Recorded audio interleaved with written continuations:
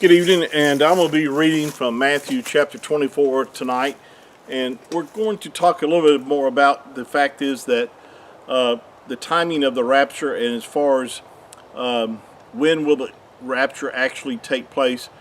Now, no one knows the day or the hour. We know that we're very close. We know that because of the signs that we're seeing on the horizon, there's no really definite sign as far as what to look for as far as knowing when the rapture would take place.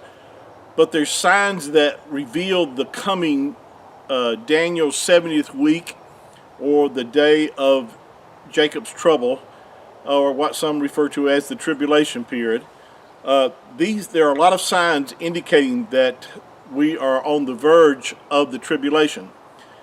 You know, the secular world celebrates Christmas on December 25th, and if you notice that now we're in the month of October, if you were to go to the mall, you would see there's Christmas decorations already up today, and people are anticipating Christmas time, buying gifts and so forth. But there's also another event that's going to always precedes Christmas, and that is Thanksgiving. In a similar way, that's the way it is with the time frame that we're living in now. There's all signs of the coming of the Mashiach as far as to deliver Yasharel or Israel at the end of the tribulation. There's signs of the tribulation all before us on the news, and if you're paying attention, you realize that we're in the last days. But the thing that precedes all this is the rapture of the church. And again, the rapture of the church is all born again Jew and Gentile believers in the Jewish Messiah. That is who the church is identified as, or the kahel in Hebrew. So, or in Greek, it would be referred to as the ecclesia, but it's a group of believers who the Messiah said that he would build his kahel upon the revelation of who he was. And that's who the church is. And because we are not appointed to Yahuah's wrath, because we've already been justified, made righteous by our faith and trust in the Messiah. And righteousness has been imputed to you and I, and Yahuah, our Creator, sees us that way. And so we are not appointed to this time frame. Now, reading in Matthew 24, it says here, starting at verse, let's say verse 29. And by the way, this is a favorite verse, these next few verses that people like to use to try to prove that the rapture is at the end of the tribulation. But because they take these verses out of context, we can prove that they're not correct.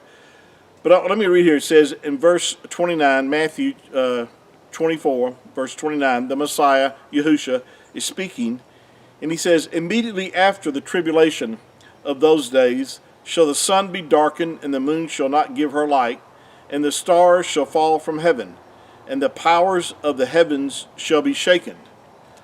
And then shall appear the sign of the Son of Man in heaven, and then shall all the tribes of the earth mourn, and they shall see the Son of Man coming in the clouds of heaven with power and great glory. Now, this is not the rapture. This is the second coming of the Mashiach, and he's coming for a different reason. At the rapture, he's coming to rescue us, his bride, to take us to the Father's house, fulfilling a promise that he made to us in John chapter 14, verses 1 through 3. He made a promise that he would come back for us because he was going to prepare a place for us, and that we would go and be with him. This is so different from the second coming. The second coming is coming for a different reason, and in fact, we're coming back with him if you read through Revelation chapter 19.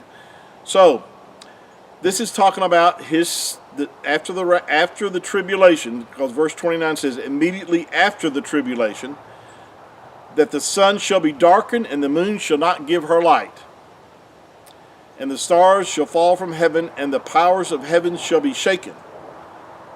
And then shall appear the sign of the Son of Man in heaven, and all the tribes of the earth shall mourn, and they shall see the Son of Man coming in the clouds of heaven with power and great glory. And he shall send his angels with a great sound of a trumpet, and they shall gather his elect from the four winds, from one end of heaven to the other. Now, a lot of people like to say that's talking about the church here, because we're described as the elect. No, Yasharel, the children of Israel, the Yahudim, are referred to as the elect of Yahuah. Now, the church is also referred to as the elect over in the New Testament by the Apostle Paul, but again, this is just a word that identifies a set of chosen people, or set apart people, and the ones that the set apart people that it's making reference to is the elect of Israel. So at this time frame shall all the elect of Yasharel be gathered together. Now they're gathered together for a particular reason. Those that have survived the tribulation, they will be allowed to enter into the millennial reign of the Messiah, the Mashiach. Those that have died during the tribulation, that have put their faith and trust in the Messiah, the Mashiach, will be raised at that point. And they'll also be allowed to enter into this millennial kingdom on the earth, because Israel, or Yasharel, was not promised the rapture. They were promised an eternal inheritance upon the earth. The church's home is in the New Jerusalem. We've talked about this in our past teachings. Our citizenship is in heaven, as the Apostle Paul wrote about in Philippians chapter 3, verse 20.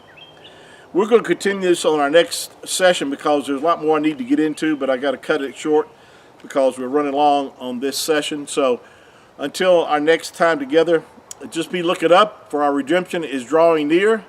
Until next time, Baruch haba b'shem Yahuah, which is Hebrew for blessed is he who comes in the name of Yahuah. Shalom.